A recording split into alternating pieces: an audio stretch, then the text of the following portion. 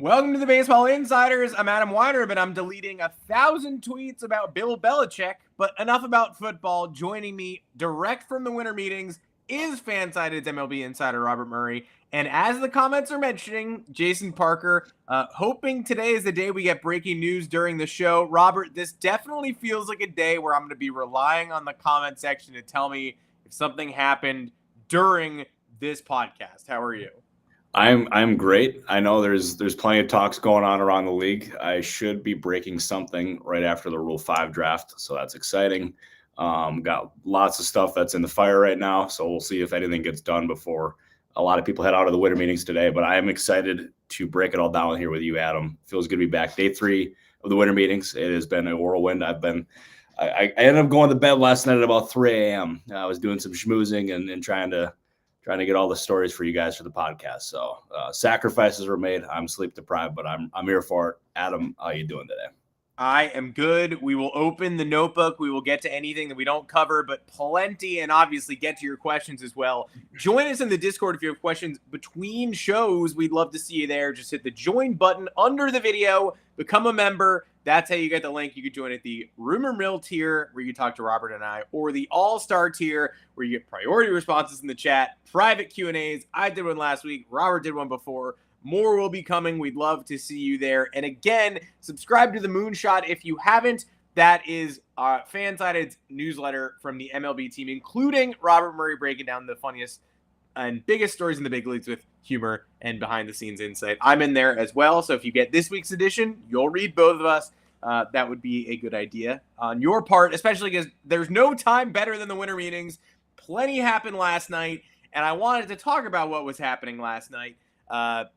But there's so much more brewing right now that feels like it's in the middle of completion. So I do want to start with Kyle Tucker, just because we're going to get so many Cubs Kyle Tucker questions, Yankees Kyle Tucker questions, the Phillies and Giants reportedly involved.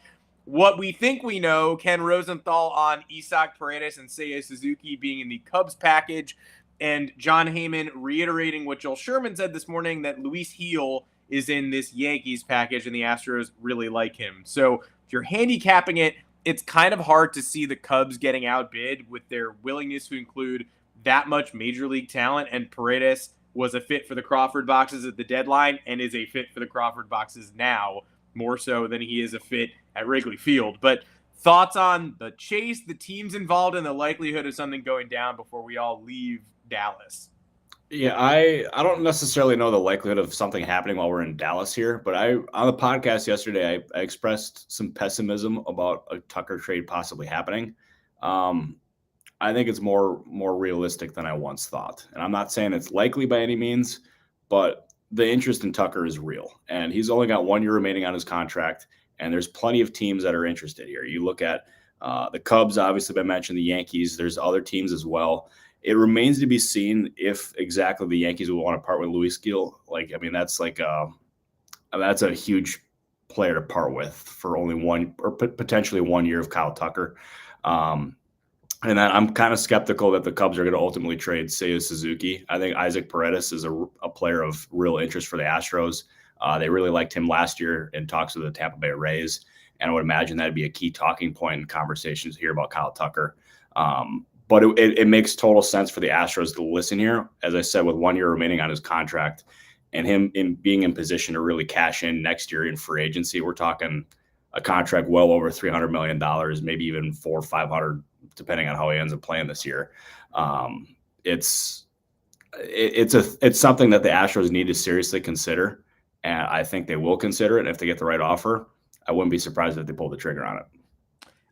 Well, I'm not sure why you're mentioning potentially only 1 year. We know that if the Yankees get a top-tier talent like Kyle Tucker in their walk year, there's no way that player wouldn't be swayed by the Yankees' mystique to return on a large extension.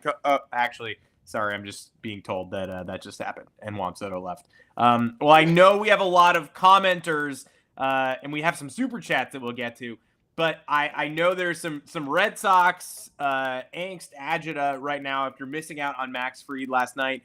But we all knew something was coming for the Yankees when Brian Cashman canceled his MLB Network appearance last night. They ended up pulling off Fried, and they might be pulling off more. Craig Breslow apparently just did the same thing. There are plenty of tweets in Red Sox universe right now hinting that something may be on the horizon for Boston. I know you had thoughts on the Red Sox offseason, so two-part question. Just speak on that, but also if you can clear up any of these rumors that are swirling and what people may be winking at right now. That's the thing I'm wondering if we might get something Boston related by the end of the show. Yeah, I don't know if anything is coming necessarily with the Red Sox quite yet, but the point I wanted to make is the Red Sox have to do something. They are a team who has preached continuously throughout the entire offseason that they want to spend, that they will spend. They went after Max Fried. They made a competitive $190 million bid with potentially some deferred money in there. They finished in second place there. They tried for Shane Bieber. They made a competitive offer. I believe it was even more than what the Guardians ended up paying Bieber over the 1-year contract. Did not get that done. They were in on Juan Soto, did not get him. They've tried, but you can only try so much without succeeding because the fan base is clearly losing patience right now, and I don't blame them considering what's happened the previous 2 off seasons. Go out and get a Corbin Burns. Go out and get another star, maybe an Alex Bregman. We've seen the reports about dividing that front office, which that was interesting that ended up getting out. Yeah. But the Red Sox, they have to do something. It's either put up or shut up at this point.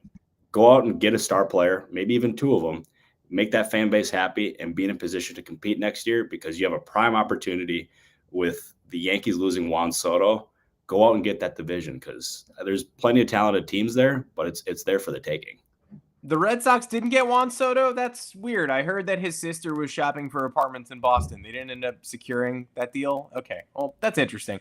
Either way, Corbin Burns, obviously, the next big name to drop, although Kyle Tucker took the headlines a little bit today. That has to get done relatively soon, and it feels like Toronto, Boston, San Francisco in there. We had someone up top ask about the Angels and Burns. I guess I will tie, let's do Burns market now because I know you're looking at the Red Sox. We also just had an Angels super chat, and we thank you for that, asking about, potential offense, potential additions for the Angels. So 2-part question, the Burns market right now, and then we heard that rumor yesterday about an Angels outfielder. We heard about movement. Nothing ended up going down. I mean, any thoughts on the Angels making additions? Yeah, as far as the Angels go, I'll start with them. There was a report yesterday that the Angels were close to trading an outfielder, and I checked with numerous different people, and they did not know what that was about. I am under the impression that was not accurate information, that the Angels have never been close to trading one of their outfielders. They have been hit on Taylor Ward plenty this offseason, last offseason, last trade deadline, but they have not come close to moving him, and to my knowledge, any of their other outfielders. So I don't know where that came from, but we can put that one to bed. But as far as the rest of the Angels' offseason goes, they are going to be opportunistic in the market. They're going to continue to look to upgrade all sorts of different parts of the roster, as I've said on the show continuously. I think catching is the only position that really is not up for grabs right now. But other than that, I would say that the Angels are going to be looking to make different moves to upgrade all parts of the roster. I'm still skeptical that a Burns type will be in play there. Even another star, I don't think they're going to be in that market unless something changes or an ask comes down to the point where they can get involved there. So I would temper expectations, but I'd expect Perry to continue to be active in that market. As far as the rest of the Burns market goes, we've heard throughout the entire offseason about the Yankees, who I can't imagine they're going to be in now after getting Max Fried yesterday. I still think the Toronto Blue Jays make plenty of sense there. The Boston Red Sox have been involved to some extent. The Giants have been mentioned, as I said on the show yesterday. I'm still unsure about how much I buy that buzz. Although, stranger things have happened. It makes plenty of sense. Burns grew up in that area. He's got plenty of ties to the California area. The Giants need another piece in the rotation. I'm not ruling it out by any means, but I'm still unsure about how likely that one is. And then the Orioles have been mentioned there as well. So I would look at those teams, possibly even a couple others as well, to be involved in the Burns market. As of about 90 minutes ago, I was told that nothing was close with Burns. So take that for whatever it's worth. As I like to say, as the people in the Discord like to joke around, I like to say that everything can change with one phone call. And that is especially true at the Winter Meetings. But as of 90 minutes ago, Burns was not close to signing. Yeah, famous last words on Burns, but obviously we will keep everyone posted if we hear anything. Something that did get done last night, Max Fried, and that leads into and pairs nicely with your discussion of the Red Sox offseason, because we've got the offers now. The Yankees go ahead and secure him for 8 years, $218 million. Way less money being exchanged in the first 2 years. Joel Sherman notes $12 million each of those first 2 seasons. So even more flexibility. There's a signing bonus as well. But the Red Sox had 7,190 with deferrals. The Rangers got in there at 7,190-ish purportedly. And then they go get Nathan Eovaldi as soon as the Fried news does drop. And as soon as the Yankees do sign Fried and sacrifice those draft picks and sacrifice that international money, people start talking about Christian Walker. Every Yankee fan has sources saying the Yankees and Christian Walker are working on a 3-year deal. So let's talk Fried a little bit and just how that came together. But what is next for the New York Yankees, and what does Walker's market look like? Because you reported earlier today plenty of teams in there. Yeah, so starting with Fried, he and his camp ended up signaling to teams that they wanted to sign here at the winter meetings, and there was plenty of different teams involved. It was funny on the show yesterday. I said it was down to the Yankees and the Red Sox, and then I found out shortly thereafter there was a mystery team involved, and that team, lo and behold, was the Texas Rangers. They were very seriously in the bidding for Max Fried. They really liked him. They were trying to backload the contract, similar to what they ended up doing with Nathan Eovaldi. But ultimately, he ended up going to the Yankees. The 8th year is what ended up getting it done, and it was $1 million over what David Price ended up getting. And it was a deal that the Yankees had to do after losing Juan Soto. To my knowledge, the Yankees are not done. But quickly thereafter, the Rangers ended up pivoting to Nathan Eovaldi, gave him $25 million a year. That was a very strong contract for Eovaldi. And the Rangers, they ended up getting Jake Berger last night. To my knowledge, they are not done. They continue to be active and looking for bullpen help and among other things. But as far as Christian Walker goes, he is drawing plenty of interest from the New York Yankees, the Washington Nationals, and other teams. I am told he is engaged with multiple teams as of this morning. I did not get the impression last night that anything was close with the Yankees, but there is plenty of interest in Walker, and a 3-ish year deal for around $20 million a year, I think, is the sweet spot for a guy like Christian Walker. He will do very well in free agency. There should be plenty of other teams involved for Christian Walker. I look at the Seattle Mariners as a team that should be involved for Christian Walker. And the fact that to my knowledge, that they're not, is really frustrating, because you look at that pitching staff. They have one of the best pitching staffs in baseball, and they're not going to go, unless something changes, they're not going to go out and spend big dollars on a big bat. That's shameful is what it is, because they have an opportunity to really take hold of that division. They're not, and they have a prime opportunity, and it kind of feels like they're letting it go to waste.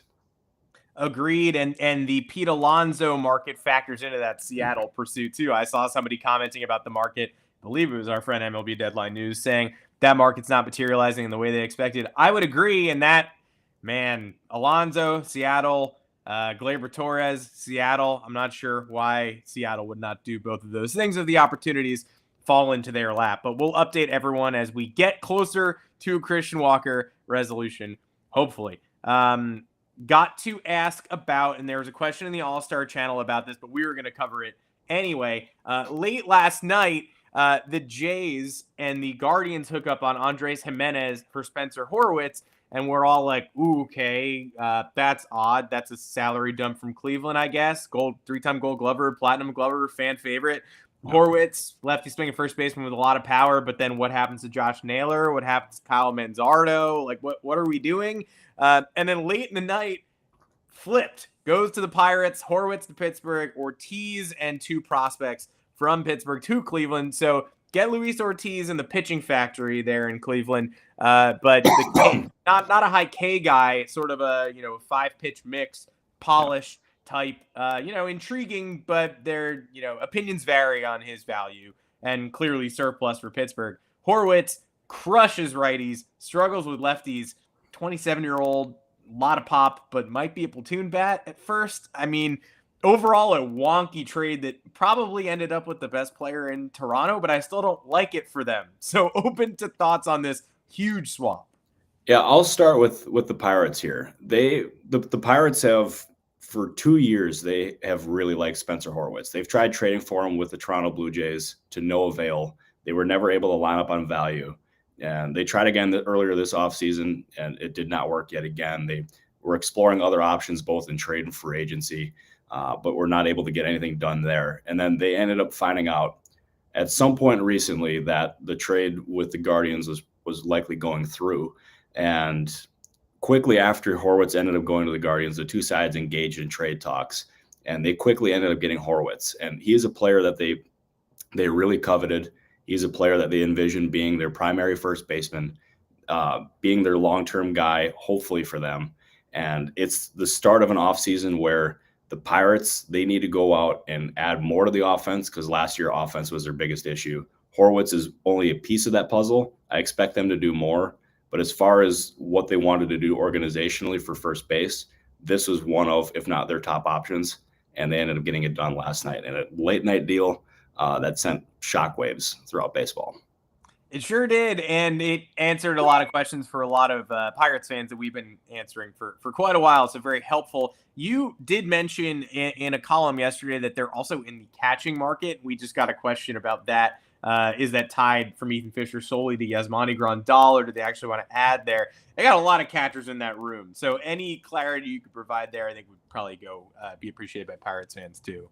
No, for sure. I don't think the Pirates are necessarily the most likely landing spot for a guy like Yasmani Grandal or even some of these other guys. I know there is plenty of fans of Yasmani Grandal in that front office, and they had talks early in the offseason. So there was interest there for sure.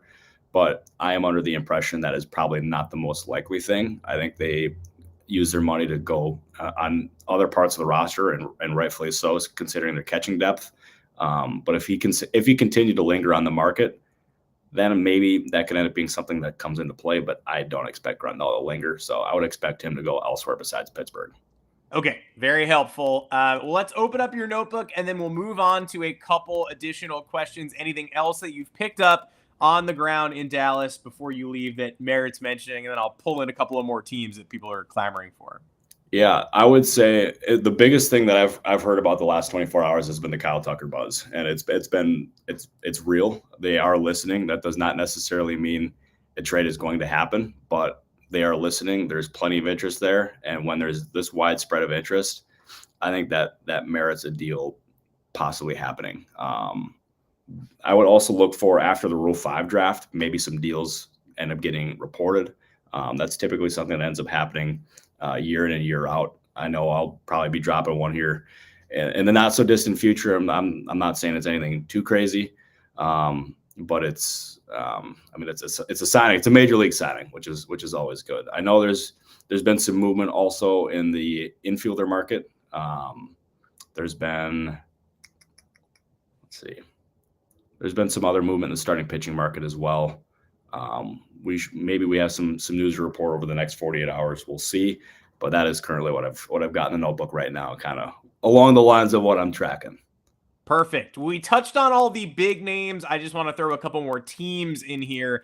Had another Angels person ask about the Arenado and Gleyber Torres connections that we've seen recently, and I think Arenado merits mentioning because his supposed list of teams he'd approve a trade to came out yesterday. You got the Dodgers, Angels in there, mostly win now. Red Sox, he says he wants to win now, but also the Angels showed up there. So Southern California makes sense. But any light you can shed on those Angels connections and the Arenado list in total?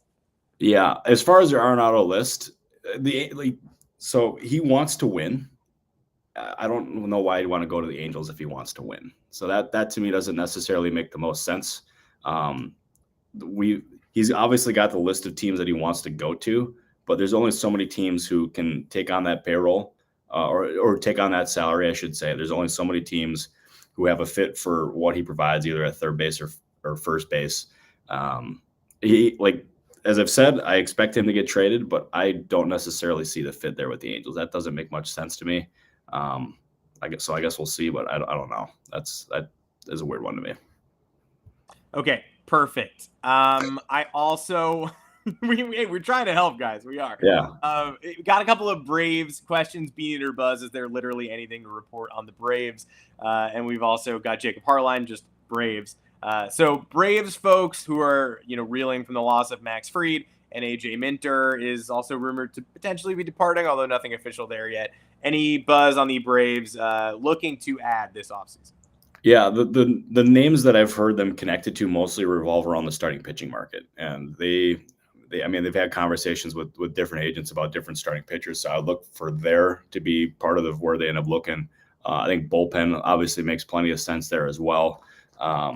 Maybe they find some ways to add some reinforcements, maybe in the outfield, get some insurance with Acuna coming back. Obviously, coming off of a serious injury, you'd always want to have some insurance there. But as the one thing about Alex Anthopoulos is he keeps a very tight-lipped ship over there, and it is very hard to come across Braves dope.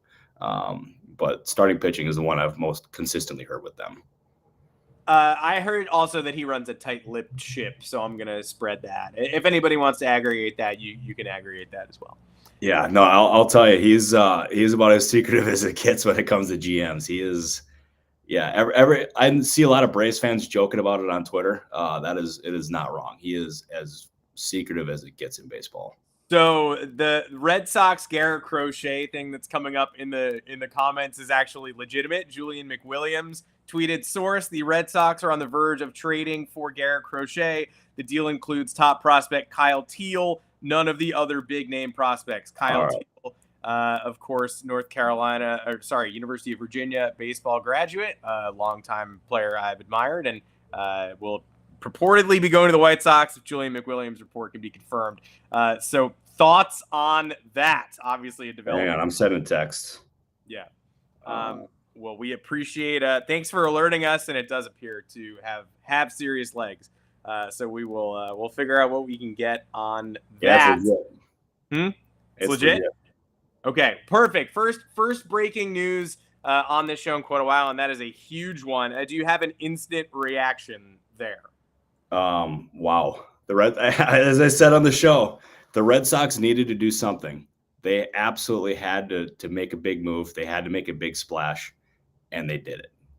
Major props to Craig Breslow. Red Sox fans, I said before that they were losing patience. That was inaccurate. They lost patience. And now the Red Sox are finally on the board, landing the biggest name on the market for starting pitching. It is a groundbreaking deal. I'm fascinated to see exactly who's going back in return. But this was a move the Red Sox had to make. And wow, I cannot wait to see the final return. I am trying to get it as we speak. What a time for this to break. Holy Toledo. Passon says deal is in the medical phase, not official, but trending toward it. So as close as we can get to official without official. So everybody keep stay tuned there. Garrett Crochet, the breakout starter of the 2024 season, first half for sure, lost that durability down the stretch a little bit. Walk year, so you think the Red Sox have to extend him, and that's what you can do if you miss out on Max Fried. That is one hell of a pivot. So good job by the Boston Red Sox there, and good job keeping what we'd heard was that this Crochet trade package was going to be massive. We heard that it was, they were asking on Casas and Abreu and Connor Wong and Meyer, and everybody laughed at me for calling him Marcello the other day, and, Braden Montgomery and Christian Campbell. It looks like, Teal is a catcher with a great hit tool. Not sure if the power is going to come, leadership skills. There's a lot to like about Teal, but he's the headliner of the package, and that means I'm not sure if Abreu is going to be a part of this, and I'm not sure if I would highly doubt Casas is going to be a part of this. It would seem like Chicago maybe relented a little bit here and realized, okay, we have to prioritize getting a deal done rather than squeezing. Yeah, they absolutely had to prioritize getting a deal done here. And this was a move where, okay, sorry, I thought I had something there. But all the signals throughout the entire winter meetings was that they were going to end up moving Garrett Crochet. It was just a matter of when, not if. And they had to maximize the trade package. If they're getting Kyle Teal, that is, hang on. Yeah, this is a crazy time for this to break. Yeah, well, we understand. We're doing all we can, and obviously Robert has some business to attend to. So yes. No, but as far as like they had to make this move, and I give them a lot of credit for not pulling the trigger at the trade deadline because there was opportunities for them to do it.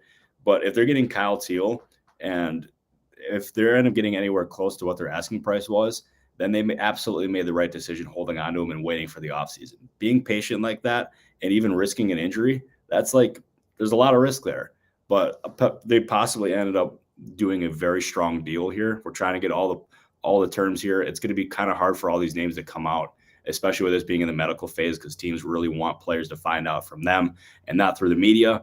But I give Chris Getz a lot of credit because he got a lot of flack for his deals at the deadline, especially that 3-team trade. But so far, all the signs are is that they end up doing a really good deal here. And as I said, I'm fascinated to see the full return. Yeah, there's nothing better than the couple of minutes when you know a trade's going to break and you're waiting for the full return. Obviously, big time addition by the Boston Red Sox. Crochet's first year as a full-time starter last year, and it went extremely well. And as MLB Deadline News noted, the Red Sox getting a lefty starter from the White Sox is proof that time is a flat circle. Much like Matthew McConaughey once said, Garrett Crochet is the new Chris Sale. Unfortunately for Boston, they're going to have to pay him much sooner than they had to pay Sale. This is essentially a one-year audition, or you can take care of it right now. I remember last year, catcher Kyle Teal will be the key piece. I'm just getting more notifications, and all anybody has is Teal. So we have to figure that out. But yes, so far, this is what we know. We appreciate everybody sticking with us, and you got to see some wild news break live on the show. We hope to be back tomorrow afternoon, same time, or potentially a little bit earlier. I think 12:30 Eastern we're aiming for. We will wrap up the whole winter meetings on Friday. The Rule 5 is about to go down, 2 o'clock Eastern. What do you expect the rest of the day to look like, Robert? Is anything going to have any bearing on when news breaks, or is it just going to be totally random? It's just going to be totally random. I mean, there's going to be some stuff that comes out probably after the Rule 5. But after that, it's going to be just as it's been the last few days. It's going to be random. There's going to be just stuff that comes out at whatever time, whenever it gets done. But yeah, it's just going to be business as normal. The Rule 5 is about as boring of a thing as it gets. I will not be in attendance for that. There's so kind of a big waste of time, if I'm being honest. But I'm just going to be working the phones the entire day. I'm bracing for a long day again, folks. That's what I can confidently say. I cannot believe that broke while on the stream here. What an absolute time to be alive. My phone is currently blowing up. It's every time I'm talking, I'm watching texts come in, and it's all like, whoa, yeah. But I got a text just now from someone who is very much in the know that this has been kind of brewing all morning, but it's been very sensitive. So it's been brewing all day. And as I don't know what's going on here with all these GMs having to cancel radio or TV appearances, but maybe that's a new thing of the off season. We got to get these guys scheduled so we can end up getting some moves happening. Yeah, if you are a GM and you're trying to put something across the finish line, make sure to tell MLB Network that you are available during a certain window, because it's like Robert going to the gym. That is when a scoop will happen, when you are scheduled to talk to Greg Amsinger. Well, shout out. Thank you, everybody, for joining us today. Again, we will be back tomorrow. Join us in the Discord. Hit the join button. Sign up for your membership to get that link either at the Rumor Mill tier or the All-Star tier. Turn your notifications on so you know when we're going live. Big crowd today, and we got to address this in real time. And afterwards, as we sign off, the full package is going to come out. Huge edition for the Boston Red Sox. Is this it? Is the throttle full? And what do the White Sox get in return beyond Kyle Teal? And you got a sneak peek at what it looks like when huge news breaks. A bunch of MLB insiders and connected people just text each other, whoa, and try to sort it out, just like the rest of us. So, Robert Murray, thank you for doing this with me. Crazy last 10 minutes, and hopefully what a time to be alive. We get to wrap it all up tomorrow. No, that we will. I'm excited for that. I am trying to get the rest of this return. I think I'm getting closer to doing that. So let's get this across the finish line, but we will see everyone back here mañana. Drew, we will not address the Padres until tomorrow. We appreciate you. I have a Padres update. Garrett Crochet is not going to the Padres. He's going to the Boston Red Sox. But beyond that, we will figure out. We'll have some Padres news when we have it. We appreciate everybody joining us as always. And until tomorrow, take care. Thank you, everybody.